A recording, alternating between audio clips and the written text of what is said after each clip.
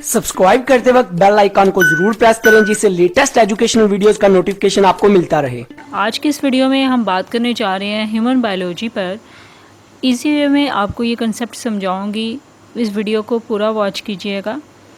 Human biology जो है वो ब्रांच है बायोलॉजी की, जैसे कि इसके नाम से ही ज़ाहिर है कि इसमें हम ह्यूमंस की स्टडी करते हैं, इंसानों के बारे में स्टडी करते हैं, और इसमें हम ये जानने की कोशिश करते हैं कि ह्यूमन बॉडी का जो स्ट्रक्चर है वो कैसा है, इसके अंदर जो डिफरेंट फंक्शंस है वो कैसे परफॉर्म हो रहे हैं, और कैसे फूड यानी खुराक जो है और इन्वायरमेंट ह्यूमन पर यानी इंसान पर कैसे इफ़ेक्ट हो रहा है, उस पर कैसे असरअंदाज हो रहा है।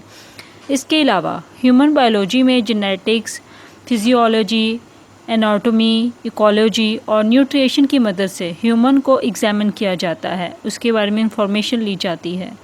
और इसी तरह साइंटिस्ट जो हैं वो ह्यूमन बायोलॉजी के बारे में रिसर्च करके इसके ज़रिए क्या हासिल करते हैं, नॉलेज और अवेयरनेस इनको मिलती है, जिसकी वजह से ये ह्यूमन हेल्थ को मेंटेन करने के लिए इनको आसानी होती है।